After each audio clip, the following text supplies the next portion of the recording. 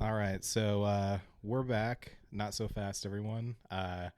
We recorded that episode the night of the draft after we got back from the Sphere, and then the next morning, some pretty huge news broke. Some pretty huge, massive news. pretty big Vegas news. Extremely big Vegas news. Yeah. So as I was laying on my couch, mildly hungover, I see on my phone Logan Thompson traded. Yeah, man, holy shit. So pretty big trade. There had been previous rumors of him not being available, but of teams being interested. I did not put much value into those because frankly, I just could not see why we would trade Thompson. He makes like a hair over league minimum. Great goalie. Certainly better than any backup option and cheaper than any backup option up there. But yeah, dude, what was your reaction when you first heard it? Completely surprised. I mean, I wasn't expecting it all. I think we were rolling into the season with Aiden Hill and Logan Thompson as the 1 and 2, or either how you want 1A and 1B. Kind of have a healthy off season and let them split the game, see who's going to be better. Yeah, I would have thought LT healthy probably would have played like 35, 40 games. I would say at least, I would say about 30 to 35 range. Yeah, and I don't know about you. Well, this trade just drops, no context, and I guess it was announced on the trade floor. The big hockey puck in the net on the Sphere, and no context, and all I can think is, what the hell are we doing? Yeah, and it was only for like a couple thirds, right? Yeah, 2/3. One this year, then one next year. Yeah, so the trade, for anyone that hasn't had a chance to see it, it's Logan Thompson to the Washington Capitals for 2 third-round picks, one in 2024, one in 2025. I think we may have already used that 2024 third one. We did use a 2024 third one for, in fact, a Russian goaltender. Yeah, Moishnov. Yeah, big 6'5". Yeah. I think played like 14 games or so in the KHL. So still has some time to play and develop there. But, that was, a complete surprise. And then to me, that almost made me more upset. I'm like, of course, McCrimmon traded our goddamn goalie, the good one that's playing now, for a beanpole, because apparently there's a sign in the VGK front office that says you must be this tall to net mind, because there seems to be a fixation for big, slow guys that their technique just kind of consists of sitting there. Yeah. I don't get it, but then you kind of read into the reasoning afterwards.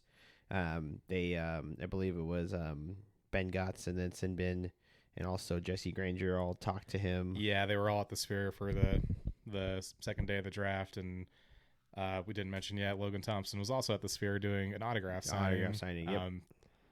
Which you guys probably saw it online, and I'll admit I kind of bought into it too. I was like, oh my god. And I'm like, so not only do they trade him, but they trade him while he's in the building signing autographs for the fans. I was like, wow, this is just classic Kelly McCrimmon. More details came out later. And I kind of had this thought earlier, man. I was like, who Kelly McCrimmon reminds me of? He kind of reminds me of Professor Snape, where you're just like, why is this guy such an asshole? Why is he the way he is? And then in the last movie, you see the flashbacks, and like, oh, he was actually there to help us all along. Exactly. I mean, yeah, and then like you're leading to is that they showed the, kind of gave the reasoning was it wasn't so much Kelly trading him. It was more of Logan Thompson saying he wants to go start somewhere and prove that he can earn a contract. And, by all evidence, he was not going to be the 1A this year. Is going to be Hill's net to start again. I think what probably really sold him on this, and the fact that they gave Hill the net back in the middle of the Dallas series. I think it had been pretty clear that he'd been playing injured and not great, but once he was ready to go, even though Thompson had some good performances, they yanked him pretty quick and got Hill back in there. And then Hill didn't play bad. I mean, Hill got back in there. Neither of them played bad. They were both great in that series. But it was very clear that was Cassidy McCrimmon saying Aiden Hill is the starting goaltender. Yeah, and that's unfortunate because I feel like we've done this. Not so much, the Fleury thing was, he was older. But, that kind of is a drop in the bucket in comparison because Robin Leonard's never going to play hockey again. And, Fleury kind of progressively got worse over like each year. 40 now. But this is a little different to whereas Logan Thompson was, signed undrafted. made his way through the system, saw him a lot with Henderson, and then he ended up being, at least the 1B and playing major games for Vegas. Yeah, And we then saw him at the Winter Classic. He was game one starter of the playoffs. he was an all-star. He was an all-star. Man, I feel like I almost forgot about that. But yeah, he was an all-star along with Stuart Skinner of all people. Yeah, and it's kind of shocking to see that kind of guy get traded. And then I know goalie trades aren't going to be always so big. I mean, the Linus Ullmark trade wasn't much. The Markstrom trade wasn't crazy either. Yeah, you're not going to get a lot for goalies, but yeah. for a guy it's like only 27, gets paid nothing, has a pretty good chance to prove himself and get a decent amount of money. And you could say that like, oh well, let's look forward to like who you're going to want to pay. But I'm like, wouldn't you rather pay 2 goaltenders like them and keep them around for another couple of years, pay him about the same or he'll a little bit more? You're not putting that much money into 2 goaltenders at that time. Yeah, that was always a huge reason why I never bought into any trade rumors or like, oh, maybe Vegas will trade one. Just because the value of the tandem, it's 2 good goalies for about $5.5 million. Yep. And yeah, granted, the way it shook out is, one guy's making 4.9 and the other guy's making basically league minimum. But regardless of that, yeah, I think a lot of teams would love to be in that situation, having 2 goalies for 5.5. I mean, I think Washington just gotten into that situation now. I mean, they've got him and Charlie Lindgren, right? Yes. And I don't know how much Charlie Lindgren makes, but not a lot. Probably not. So they got a good decent goaltending for nothing. Yeah, I guess Hunter Shepard's not going to come up after all. And then I guess again like we were talking about the Capitals in the first episode. I don't think that team's going to be meant to make playoffs or go anywhere. If they do make playoffs, it's going to be like that was nice. Yeah. It's just going to be got 2 extra games of revenue. Be decent to get Ovechkin that record, and who's to say that Thompson even resigns exactly. in the with the Capitals. He might have a decent year with them and bet on himself, but I do think the kid's super talented. Do think he's going to get a good contract. It's just a shame that it's probably not here. Yeah. No, agreed. I was always personally very fond of Thompson. I think because we saw him play in Henderson, and like you said earlier, that great story of undrafted and fought his way up. We saw him. I'm pretty sure that's why Pete DeBoer got fired, is because he gave Thompson the net instead of Leonard. Yeah, cool, nice guy. We've seen him around a million times. Cheap, talented. Kind of, to me, really fit that misfit identity perfectly. Yeah, and it's kind of hard now too, because you had like we said, we had a discount with 2 goaltenders, and now you're going to have to find a backup. Yeah, that's what I'm worried about, because Akira Schmid isn't going to be the backup really, and with that trade into another trade, it was Paul Cotter, and a late pick or another third round pick, I think. A third round pick for Akira Schmid and Alexander Holtz from the Devils, which this one's hurts a little bit because Cotter is really progressing, but the value you get back in those 2 guys, made sense. I'm like, okay, this is a trade. This is a hockey trade. Yeah, exactly. I wasn't like, why are they dumping someone good for nothing? This is a hockey trade. Alexander Holtz didn't have a great season last year, but I think it was the problem. It was the line that he was on, and also Lindy Ruff is an idiot. He's not an idiot, but like he wasn't playing the kids well. And wasn't, kind of reorganizing their lines. They had him on a line with Eric Holla, and again, Eric Holla was an original guy, but Eric Holla is not going to give Alexander Holtz any support. Yeah, and granted, I know a ton about Holtz. Obviously, you know who he is, and you hear his name, and he's only 22. Yeah, he was a former 7 overall draft pick in 2020. High skill, elite shot. Which I'm excited to see. What troubles me, and what I think is why it didn't work out in New Jersey more so than Lindy Ruff or his line mates, is very bad skater, very slow. Yeah, I think despite his youth. Yeah, I think what he makes up for in his skating, he kind of makes up it for like in that positioning. I think. Well, and even then, his defense is also pretty bad. Yeah, he's kind of a scorer, but you could also have him post up, as a shot, as a scorer on a line that's got somebody like responsible, like Carlson or Hurdle or Stone. I think this is a move to be like, okay, we can get a guy that can have a high level scoring now, or we could hold on to Cotter and just have him slot into the fourth line. Yeah, agreed. And I am kind of curious what they're going to do with that fourth line now, because it's not like you traded a ton either. Like exactly, you got rid of Paul, I love Paul Cotter, but you got rid of Paul Cotter and you got and a third round pick, but then you got two guys that have got great potential back. Yes. Yeah, I think granted we as of recording this and as we saw today, it can change at literally a moment's notice. Yeah, might be an emergency pod again tomorrow. I'll be right back here tomorrow, boys and girls. But yeah, we still don't know if Marchessault's coming back or what the situation on the right wing is going to be, which is Holtz's position. Right now, I'm going to assume he would be on that third line or on the second no, because Stone's a right wing. Yeah, so if Marshy comes back, it would be Stone, Marchessault, and then Holtz. Yeah, I would. My only worry would be Holtz not being too good two-way. He's not, but my thing with that is that Carlson, he really, really makes everyone around him better. Yeah, of course. And he really, really anchors that line. Like that. Yeah, so I think it'd be good for him. I think it'd be good for Carlson to have like kind of like that sniper again on his line together, and I think that would you'd probably put on that line. I don't know. Dorofiev maybe. Howden. Or Howden. And then actually now Howden probably has to slip down to the fourth. Howden will play with Waugh and Kolesar, or you could bring Ronberg up, who I think frankly has earned his time in the me too. NHL. He's very defensively responsible. I know I kind of jokingly always call him Carlson light. Yeah, I think he's earned a spot in the team. I think he's played well enough. I think he's past his due in Henderson. He should be getting full-time minutes up there. And, kind of seeing from where we would go with Marchessault, hopefully we can figure it out tomorrow. Yeah.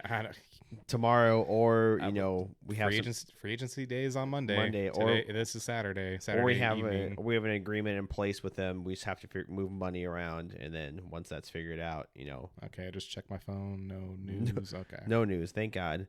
Yeah.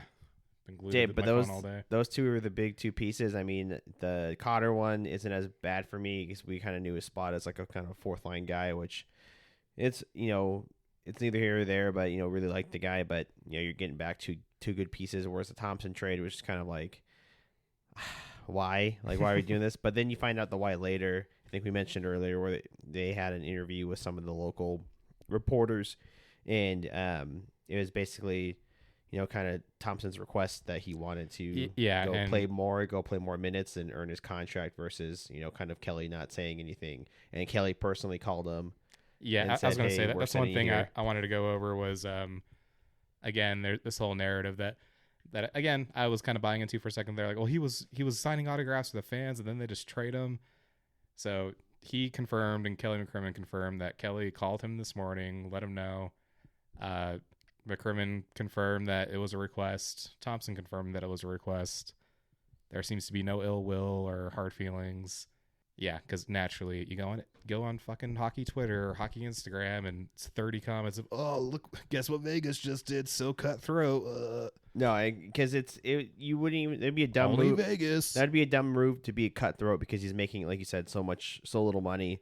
Yeah, you would actually. We're losing cap space on this trade. So if anything, we put ourselves in a bad position to honor this request, so Thompson can hopefully get paid on his next contract. Exactly, and Thompson said, "Hey, I want to play more," and McCrimmon and Cassidy probably both said like we can't guarantee that. Like if Hill's healthy, we're gonna be letting him play more. Mm-hmm. And unfortunately for Thompson, that's not an answer that he liked, and he said send me to a team that's gonna let me play. And we know McCrimmon and McPhee know the Capitals pretty well, so they probably said, hey, you guys got a bad goaltending situation. Want to work on a deal, which I think it works out great for the Caps. Again, hate to see Thompson go. The city loved him. He always got a massive cheer when he would play. But I think getting back separately with the Devils, getting back Schmid as like a potential future backup. He's only 24, he's 6'5". I think he's got room for improvement. I think giving him to our goalie development, I think giving him there, I think is going to help him a lot. I hope so, because Yeah, Schmid, he had that one good year. He ended up starting in the playoffs, so it was kind of a big deal. Mm-hmm. And then they also probably people were like, "Well, this is the Devil's new starter." Well, this is like we talked about, I think, on last episode or even or even yesterday's brief talk. They rushed him. Yeah, exactly. He had 2 seasons of AHL play and mixed in with the NHL. He wasn't ready yet. Like he's not ready. He wasn't ready to be a starter. Like you rushed the kid in. He came over from Schmid is like what, Swedish, I think, something like that. And he came over and fresh off. It'd be like us telling Carl Lindblom, guess what? In 2 years you're gonna be playing the NHL. You're starting for this team with Stanley Cup aspirations. Exactly. Good luck, kid. But yeah, I think it was kind of unfair to Schmid to do that. Yeah, and then he had a pretty brutal year. Only a small stretch in the NHL, got sent down. Was also not good in the AHL. Just from checking with Jersey fans online, that he seems to have a problem where he kind of flinches and looks down every time he takes a shot. Can't really secure pucks. But as you mentioned, we do kind of have a goalie wizard coaching staff. I also think it helps, like with some of these Devils goaltenders going away from the Devils, they get a little bit better. I know the Sharks weren't great, but Mackenzie Blackwood wasn't terrible for the Sharks. Yeah. He was actually pretty decent with the Sharks last year. He had some pretty good games.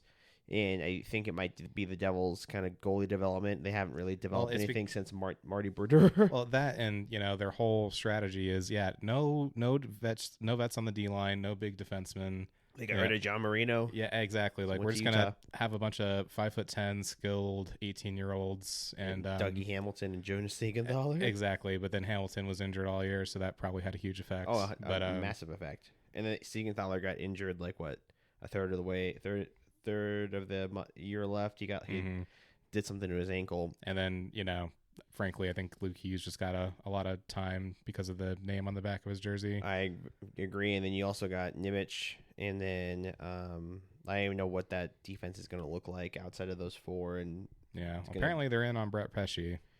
Cool. Where was he last season? Carolina. Did he even play that much? Did he? Yeah, he's a regular. Okay. I mean, but yeah, Brett Pesce, but it's Brett Pesce. It's not like, we're going to get Brady Ski or they're going to trade us this person. Yeah, so anyways, long story short, I'm like, well, this will definitely be a better chance for Schmid to kind of develop and grow. I agree. I think so. And even with Holtz, I'm kind of 50-50 on him. I think either this will be great for him or he'll find himself in Cassidy's doghouse pretty quick. And then again, you're also not investing a lot into either of these because Schmid's an RFA, but he's not going to get a lot of money. You're probably going to be able to sign him for $1 million. I think Holtz has like 1 or 2 years left, and it's basically like, play, and if you do it, okay, all we lost was Paul Cotter, and they say all we lost was Paul Cotter, but Paul Cotter's ceiling is a third liner. Yeah, probably. Whereas Holtz could be better. You're not losing a ton. You didn't give up like major roster spots or a major pick or anything like that. And that third line has traditionally just been hell for us to fill out consistently. Oh yeah, it's always been first line great, second line pretty good, fourth line locked in, and then third line is just what? potpourri. Yep, it's Carlson and friends. Put your hand in the bag and see what comes out. So yeah, all in all, it was shocking as it unfolded. But I think I'm relatively happy with these trades. I'm not happy with the LT one, but I'm also not angry. Yeah, I understand it, and it does put us in a pretty shitty spot, precarious position. Yeah, and we're still trying to sign Marchessault, and then we still have to figure out a backup. Yeah, because I mean, who's even really out there besides Stolars and Brossoit, and those guys are probably going to command $2-3 million. $2-3 million, maybe not Stolars as much because he didn't have to play as much with Bob being relatively healthy this year. Brossoit's probably going to get a good amount of money, probably a good 2.5. But then again, you don't know where the backup market could not be that expensive. They could be asking for that, and they'd be like, "We're not paying you that much money because we pay our starter $5." Yeah. You also have got Martin Jones, which he's been okay. Chris Drieger is yep, that was another option. Is around. Like you don't need him to start, but he's had some rough goes. His AHL's been better, but he wasn't incredible in the Calder Cup final. I'm willing to give him a chance in the sense that he his main issue was that he couldn't outplay Joey Decord, which I don't think is a crime. Joey And Decor's is pretty good. Yeah. and then Philip Grubauer can't. He's on that fucking contract. He can't move him. You're not moving that. I don't even at know. all. I don't know if he has an NMC or not, but Right. Either way, he was kind of stuck. Kind of like what happened with Thompson. He could not climb that hill, as they say. Yeah, and there's a couple other names out there. Let me pull up Cap Friendly. Is it still up? It's still up. It's up until I think middle of July, so we can get that for free until the fucking Caps bring that shit down. Yeah. Well, that's how they knew they could afford to bring in Thompson. All right. So here are in I guess order of what they were getting paid last season. Here's who's on the free agency for goalies. Matt Murray. Nope. Ilya Samsonov. Nope. Chris Driedger. Maybe. Capo Kakkonen. No. Eric Comrie. Maybe. He went 2-7, had an 874 last year, so not great. Laurent Brossoit, I think he's going to get paid a decent amount of money. James Reimer. No. Anthony Stolars. Yes. Scott Wedgwood. Oh, really? He's up. He's up. He had You got to think Dallas would want to keep him. He's a decent backup. He went 16-7 as a backup, 285, 899. I would think Dallas would want to keep him. There's not a reason why you wouldn't keep him unless he's asking for more than you could afford. Well, yeah, but then they'll just be in the same situation we are. Like, oh, great, let's go scrape a goalie off the market. And then you've got Alex Stalock, 36. I think he's done. He didn't even play last year. Yeah, so. And we can have a reunion with Oscar Dansk. Sorry, Oscar, but no. There's guys that just didn't. I think we're getting into the crumbs here. Yeah, guys that just didn't play games. Ivan Provatstov with Colorado is up. He's young. And then obviously Yuri Patera, but I don't think you want Yuri Patera to be your backup. No, and I think if anything, this Schmid deal pretty much just guarantees that he's not even going to be in the organization anymore. Yeah, true, because you could always send Schmid down and not have to worry about him going through waivers or anything like that. He could start in Henderson if you need him to, and Patera's kind of out. And then you have Seville, Vickman, and Lindblom kind of all battling for a Silver Knights position. I just would love to see what the plan is to, one, if we're going to re-sign Marchessault, or if re-sign Marchessault or Stevenson, one of the two. I almost wonder if McCrimmon's going to be kind of maybe to do what Bruce Boss said, like, listen, man, we can only give you $4 million, but it'll be for 7 years and a no move what Yeah, you're not going anywhere. You're going to those last 2 years are basically free money. Yeah, you do what you want. And then I think what are we going to do to get a backup goaltender for like $1 million, $1.5 million? Yeah, and this makes me lean even more towards like I think a defenseman's going to go. I know our big theory was Theodore, but now I'm getting to the point like maybe they just waive Haig or waive Whitecloud or something. Well, Haig makes close to, I think, $3 million for the next 2 years, and then Whitecloud obviously makes a lot, not a lot, but he only makes like 2 and change for the next 6. I just don't see why you would do it, but then you can also make the argument like, well, you've got a logjam at defense. Those two guys may not go, and you're not trading Pietrangelo because of his full no movement clause. McNabb doesn't really get traded because of the cheapness of the contract and the presence he brings. Yeah, the value.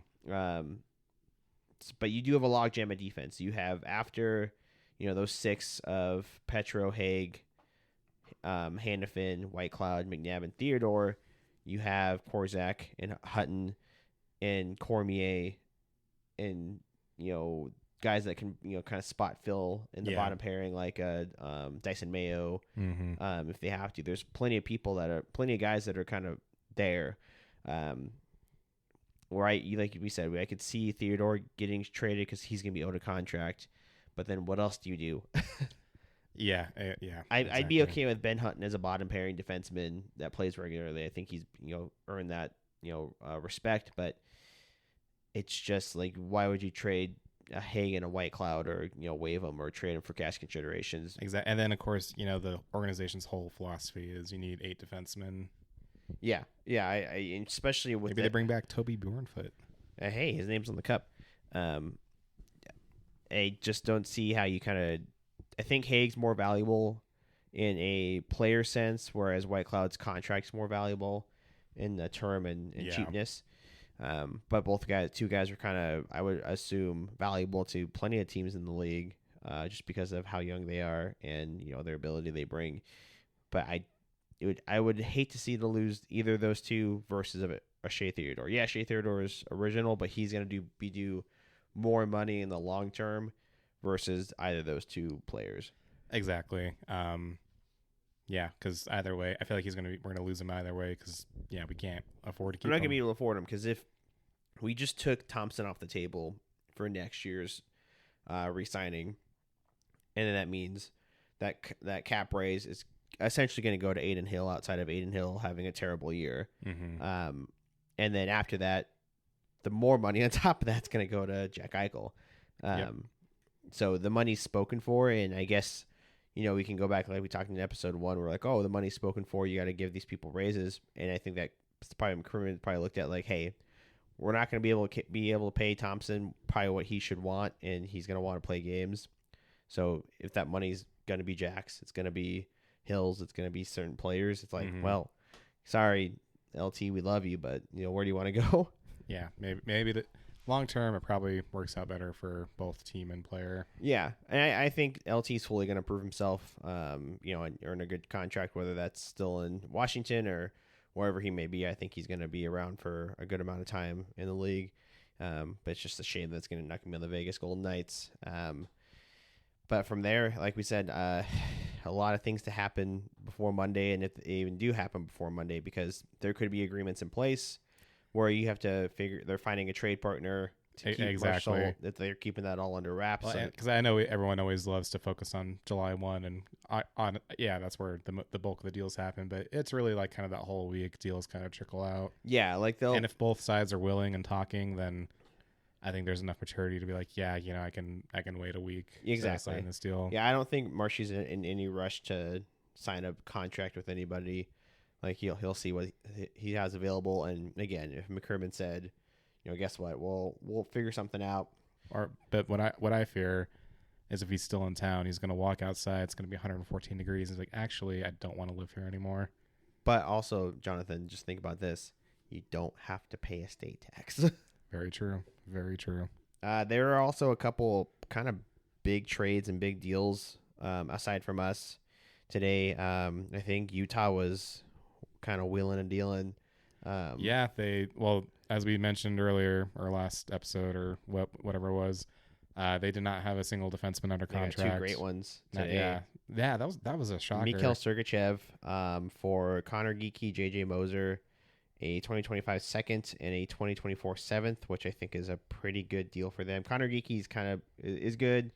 He was moving up. JJ Moser really took a step last year. Yeah, he did. I think that's good for both sides. I think you get Utah gives you kind of your cornerstone defenseman, and then with the Tampa Bay Lightning, you get two really good players. You get a good depth defenseman, and you get younger space, and you get cap space. So I think that's great for Tampa Bay. Which, speaking of, they also traded Tanner Jeannot to LA. Which is terrible for us. Yeah, exactly. I don't want more grit and depth on LA. Yeah, and then you also Utah also traded for John Marino. I think a 2024 pick went to Utah for a number 49, and then a 2025 pick. I think second round pick. So Utah's kind of willing and dealing, making those picks. And I think they signed Michael Kesselring today or yesterday. So they're trying to fill in that line out. I think it's going to be good for them. Chris Tanev got traded to the Leafs for a prospect and a 2026 seventh rounder. I was a little shocked that Dallas didn't extend him, because as we discussed, that for as deep as their forwards are, their blue line is kind of thin. Their defense is kind of what we were able to prey on, I think, in our playoff series. Well, yeah, because they were, Yanni Hakanpää was hurt, so they were just running 5 defensemen, because every time, Niels Lundqvist, every time they put him over the boards, he would get scored on within 20 seconds. Yeah, he was terrible. And then they signed their prospect, Alex Petrovic. to a contract, so it kind of spells that Neil Lundqvist is probably not going to be playing that much time. But I'm very surprised that Tanev didn't get a deal in Dallas. I think it would have been smart. I think he would have taken probably $4 or $5 million. But I think what Dallas is planning is they know that they're going to have to sign quite a few guys in the next couple of years. I mean, they've got Wyatt Johnston, I think, next year, and he's going to be earning himself a pretty big raise. Stankoven's the year, same time or year after that. Ottinger's on a bridge deal, and he's owed a new deal, I think, next year or the year after. And then Jason Robertson comes up. He's on a bridge deal. So there's a lot of guys that are coming up on a deal where you don't want to be locked into a mid-30s defenseman for 4 or 5 years, which I can understand. I think it is a great deal for the Leafs if they can sign Chris Tanev. Yeah. Oh, yeah, that's the big thing when you trade for rights. And, yeah, Tanev just kind of he fits what the Leafs are looking for, but he also fits what they're capable of doing. Yeah, I think you need somebody that so much of their cap goes to those 4 goddamn players that they kind of have to get mercenaries to fill out those roles. Yeah, it's like, oh yeah, Chris Tanev, he's in his mid-30s, he has a lot of hard miles. It had to be something that's other than Morgan Riley. I mean, oh yeah, who else plays defense for that team? Timothy Liljegren. Sandin went to the Caps. Yeah, Liljegren, and then Simon Benoit. Yeah, and then Connor Timmins. Connor Timmins is pretty good. He had a good year, but he's not a top pairing. The point being that's not like a real blue line. It's just it's like a list of names, a hodgepodge, slapped together group of men that you're like, I hope they can play defense. Yeah, and then kind of speaking on the Leafs coming off I saw a clip of the Steve Dangle podcast talking about percentages dedicated to you were telling me about this dedicated to forwards. Last year they were dedicating their core four of Marner, Nylander, Matthews, and Tavares had a dedicated cap hit together of about 40, I think it was like 44, 46%. And the cap's going up this year. You think that percentage would go down, but all of their prices go up because Matthews gets his extension, Nylander gets his extension. Now those 4 forwards are all 51% of the cap. That is insane, dude. An insane number. Insane. So 4 guys, and we have expensive players on our team. But Stone, Eichel, Hannafin, Petro. But that's kind of the key, right? We mixed 2 defense. One, it's none of them are, that crazy except Eichel, I guess. But it's also a mix of dudes. Yeah, but those 4. So that they had something that Steve Dangle had brought up, and they were going through this. Is they went through kind of core 4s of like good teams, and they're like Vegas was Stone, Eichel, Petro, and Hannafin only make up total about $36 million, which is only about in the 30% range of the cap. And then the next closest was to at least the closest money example were the Avalanche, and it was McKinnon, Rantanen, Makar, and I think Taves. And that was still like $4 or $5 million off of what they're paying for forwards. And another point is all the teams that are kind of semi-close within $10 million of Leafs, at least one of those core 4 players is a defenseman. Yeah. Or in our case, Stanley Cup champions. And Stanley Cup champions, or 2 of them are defensemen, whereas all 4 major money makers on the Leafs are forwards. And then you add Morgan Riley's like $8 million contract on top of that. Yeah. Where do you go?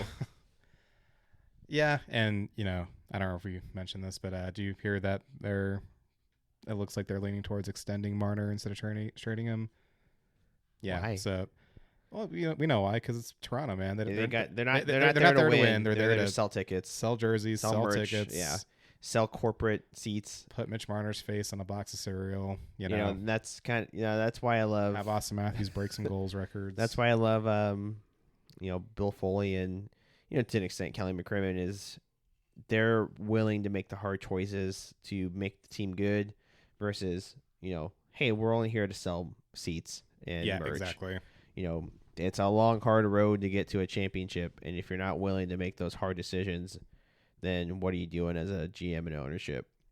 Making money. Yeah, in Leafs case, making money. I say you're making money off all 3 of your home games in the playoffs. if you make it to 3. Yeah. Like typically what one? Well, I'll go. Okay, sorry, Leafs fans. I don't think any of you are listening to this. Oh, they know. They know. What they won? They had 3 home games. No, 4 because they were the higher seed, right? This last year were they higher seed than Boston? No, Boston. I think Boston was higher. Yeah, Okay. Boston was higher. So 3 home games, still lost. Last year, hey, they had more than 3. They had like what 5 or 6 home games. Still got pummeled by the Panthers. Oh, yeah. Sorry, got that mixed up. But yeah, this last year against Boston, they were the lower seed, and then against Florida, they were the higher seed. Yeah. So they had quite a few, but it doesn't matter. They their height, they lost in 5, so their height was the second round. The height was, hey, we didn't get swept in the second round. Wow. We lost 4 games to the 8 seed that barely limped in. It could have been the Penguins. God. They still would have lost. Still would have lost regardless. But yeah, agreed. I think like I don't like the Thompson deal. I mean, but they agree to it, and it's good for both. Good for. I am Logan relieved. I am relieved in the sense that I'm like, okay, so Kelly McCrimmon's not just fucking crazy or vindictive. There was an actual logical reason. Yeah, Logan said, "Hey, I want to go play. I want to start. I want to get some games. And if I'm not guaranteed that here." And even though a vengeful part of me is like, you made a mistake, Logan. You made a mistake leaving us. But at the same time, like, I get it. Like, bet on yourself. Like, I mean, it's like we talked about his whole path up. He's never made much more than league minimum. It's been on an AHL contract, and he's like what 27 years old. So 27. So he's right in the prime. This is basically his chance for like a contract. Yeah, the next 5 to 6 years. And I gotta imagine like hockey players, you basically just want to make enough to retire off of. Because other than that, you're just, I don't know, be a real estate agent. You can take a year or 2 of your contract, just invest it into like index funds and just make a bunch of money. Exactly. That's probably exactly by what they being all like do. the least volatile like investment opportunity. And simple. But I love Logan Thompson. He had some major moments. I mean, he dragged us to not dragged us. That team played well, but he took us to the cup and got injured right at the end there. Yeah. That cup season. He had that everybody is kinda, forgets how good of a year he was having that season. Yeah, I feel like people never get our goaltending right because people forget that Logan Thompson was the starter that year, and then he, like you said, he got injured.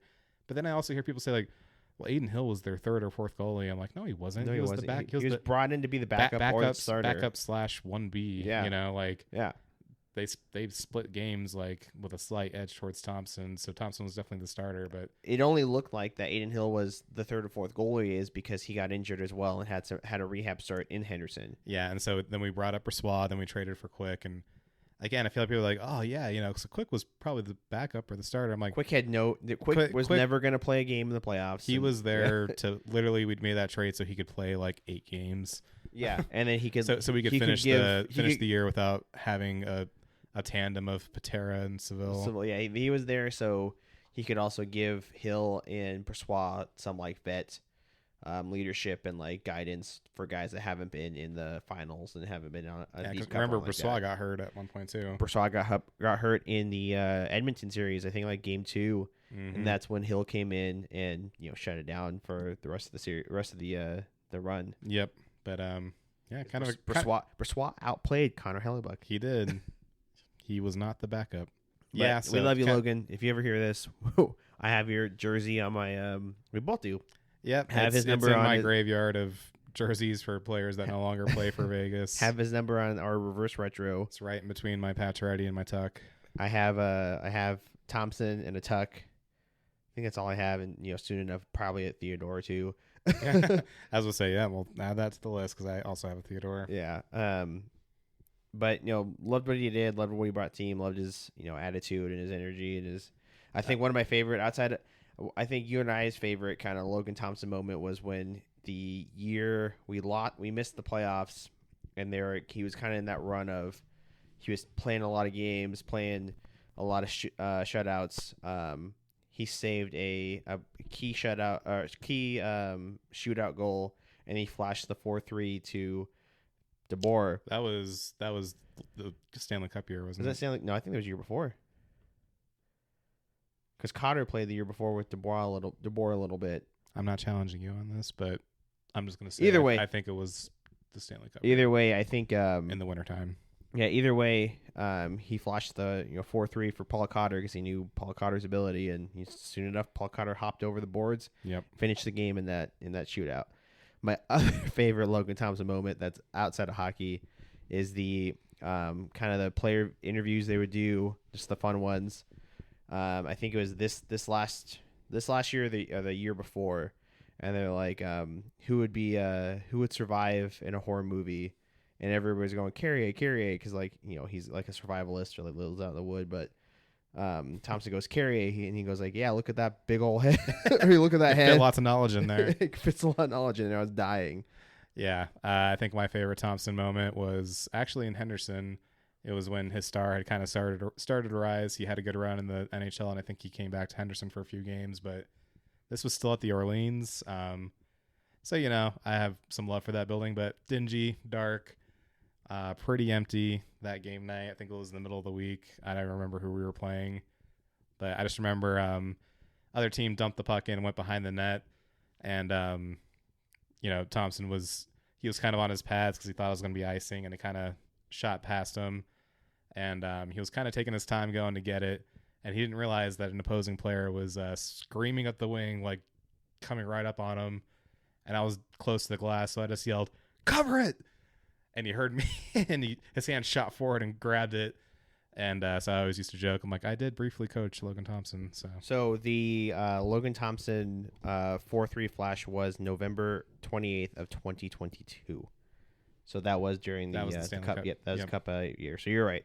My bad. Told you. So that I also mixed that up with him carrying or ass kicking and screaming to almost the playoffs the year before. Exactly. Yeah. Like I said, that's when he took it over from Leonard, and every game was an elimination game for like the last. Yeah, he was winning everything. Games. We literally were eliminated on the last game of the season.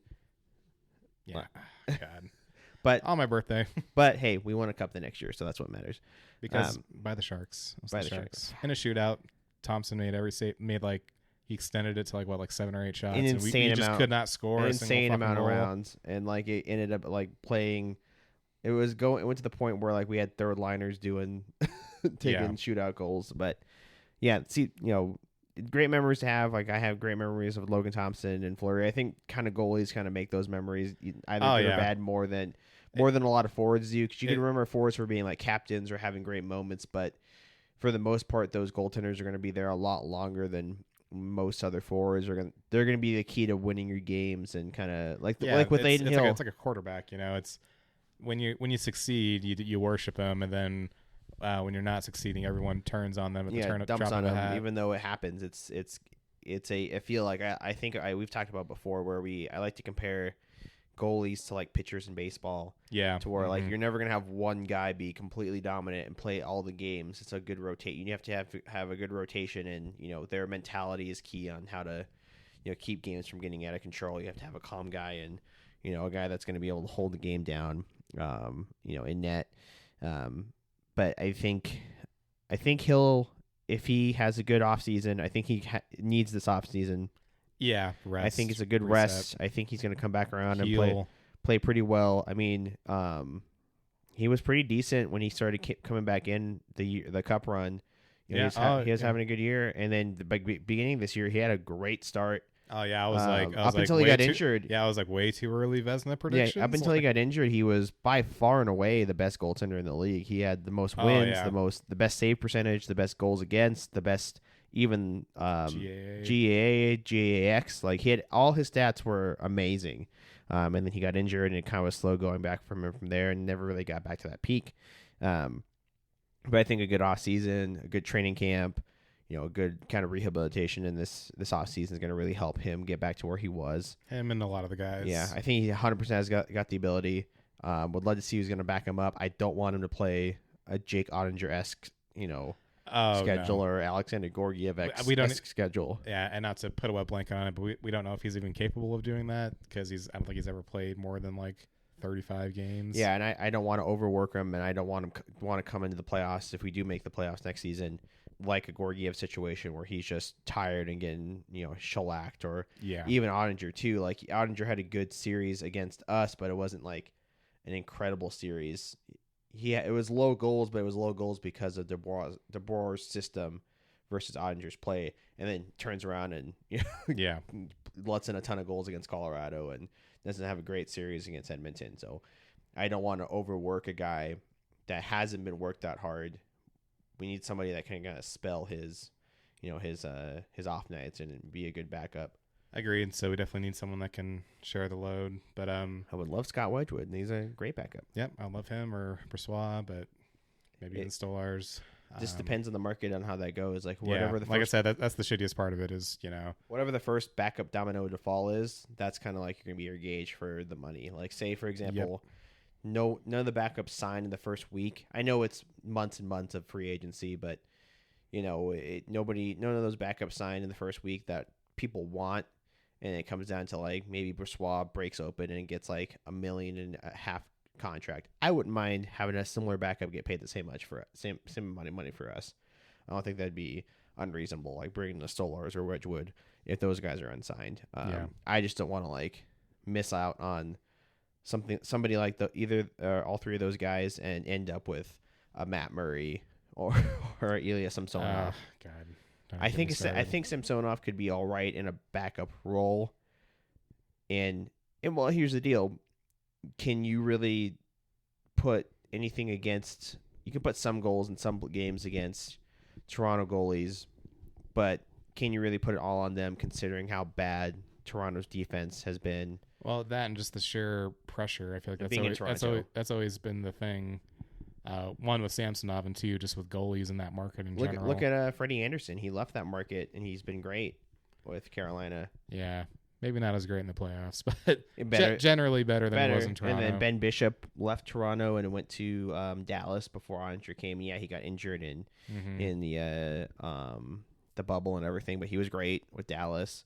I think, like you said, it's the pressure not only on goaltenders but everybody else. And we have we do have a great goalie coach, great system, and then goalie friendly ton of less style of play, ton of less pressure by the media. Yeah, because frankly, there's not a lot of I was going to say, despite being a recent champion, I feel like there would probably be less pressure here than in Toronto, much less pressure. Exactly, because you're not filling up the every headline as a hockey player. Those are going to be dedicated for Raiders players and how bad the Raiders are.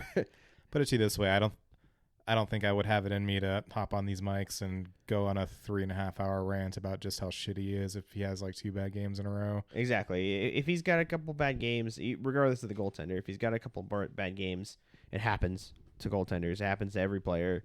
It's kind of the thing of hockey is you're not going to be, unless you're a freak like Connor McDavid and Nathan McKinnon, you're not going to have a consistently, great, great year over year, especially goaltenders. Goaltenders are psychopaths.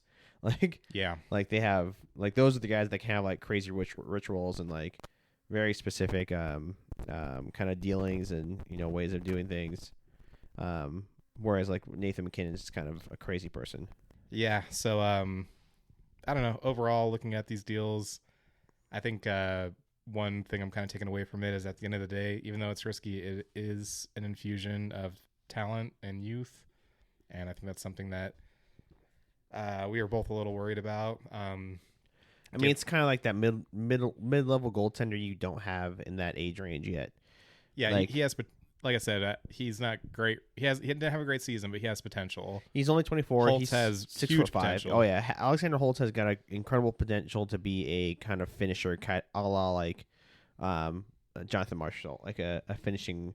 I think he has probably the best shot of anyone we've ever had on the team. He's maybe Pacioretty. And I think back to kind of Lindy Ruff not playing him well is he had him on again. I know I made the statement earlier, but had him on a line with Eric Holla and Dawson Mercer, Dawson Mercer is very good.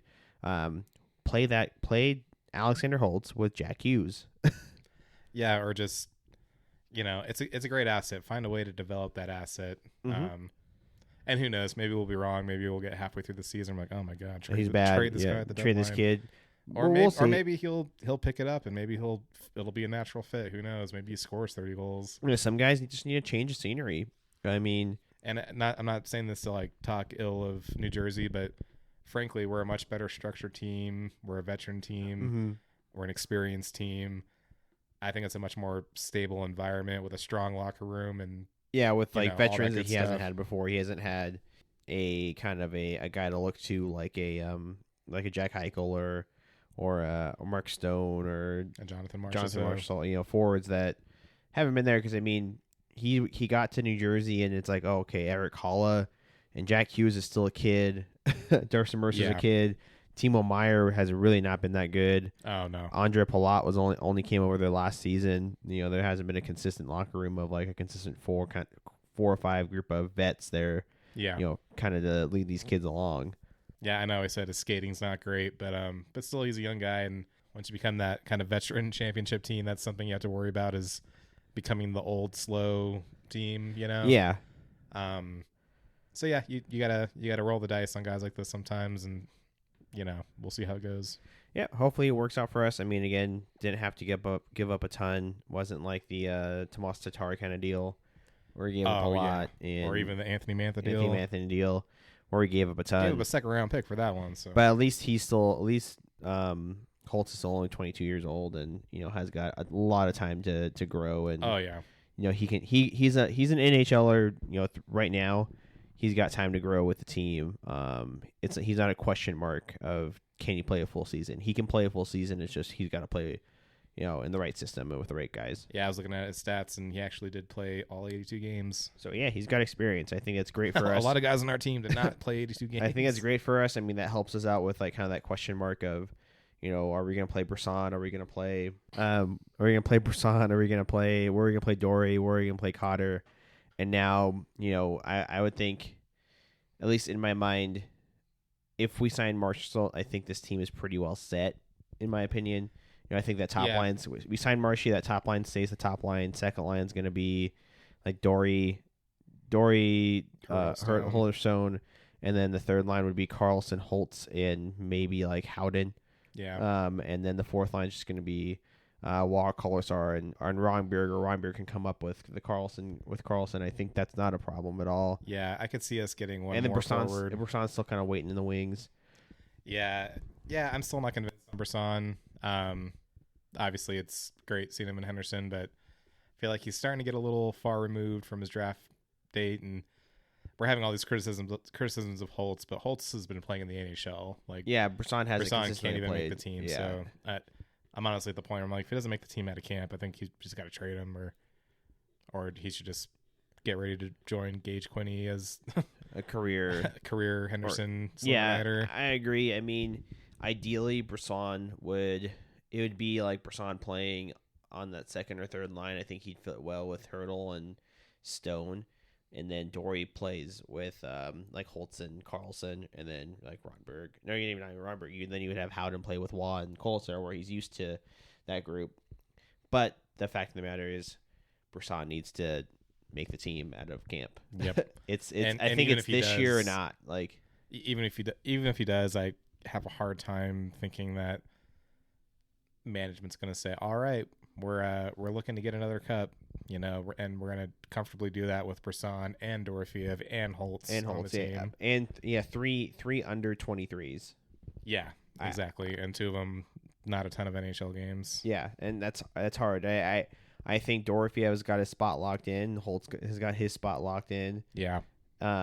And then that kind of leaves Brisson as the odd man out. But you're not going to play. You're not playing Brisson in the bottom six. This is not his game. Well, and that's the thing too. Those are all guys that have to play in the top 9, or they're not going to be effective. Agreed. Totally agreed. And then, a lot of question marks coming up of the year. I know it's only July, and this is, I think, kind of like the news today brought in a lot of those question marks and brought more. Like we said in the last episode, it's a crazy fucking week in the NHL. Was not expecting. Actually, I don't know if you saw this, but apparently two separate hour and a half podcasts. But did you see that a lot of teams just aren't leaving Vegas?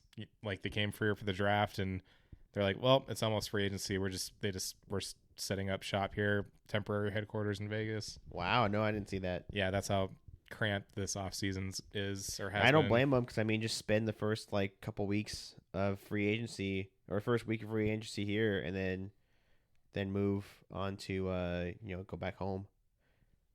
I say big news. Nope, I was just doing one last check because I'm like, for a goddamn fact, the second we stop recording, some trade is going to drop. Big deal. It's not too late in the day yet. It's only 7:30. The front offices that did fly home, they probably got home a few hours ago. They're ready to make a big dramatic trade. Yeah, I mean, I coming off of this, I could see, some more headlines. Maybe not VGK headlines, but some more headlines tomorrow. Re-signings, trades. More will happen tomorrow. I think we'll see some cap space type trades. I think so. And I think, a la Tampa Bay, I mean, they got rid of $11.2 million. A lot of money, and that's... did you see? Apparently, it's because they're taking a big swing at Jake Gensel. I would take a big swing at Jake Gensel versus re-signing Steven Stamkos. Yeah, it's... You could technically do both. I mean, you could probably go, hey, we got Gensel for 8x8. Steven, you want to come back for a couple more years for $4 million? I don't think he does, though. I think he thinks he gets more. Oh, he definitely will. Someone will pay him. I don't know if it's going to be a good team. I don't know where that team will be, but someone will pay him. My nightmare scenario is Edmonton paying him like $4 million. God, don't even get me started. He hasn't committed enough crimes yet. He's too good of a person to go to Edmonton? Yeah, so maybe if he goes on a binge drink and then, fucks Sergachev's wife or something. Or run somebody over in the Tampa Bay streets. Yeah, or, insert problem here. Then, league minimum deal, Edmonton. He can be on a line with Valerie Nichushkin. Oh, God. Yeah, I know we made that prediction. What'd you say? Team Canada. What'd you say? You said last episode, book it, Nichushkin's going to be on Edmonton. Yeah, so if I was a betting man, which I'm not, but if I were, I would bet that Valerie Nichushkin will be on the Edmonton Oilers by the end of January, I'd say. League minimum deal, of course. It'll be a controversy for about half a day, and then the hype around Canada's last best hope will begin. Yeah, I think, kind of getting towards this hour, I think we could probably sign off here. We talked about a lot of the news of the day, both VGK and external. There'll be more to come tomorrow, and then there'll be a lot more for next week. So thanks, everybody, for hanging on and listening to these two back-to-back episodes. And as always, stay gold. Stay gold. Thank you.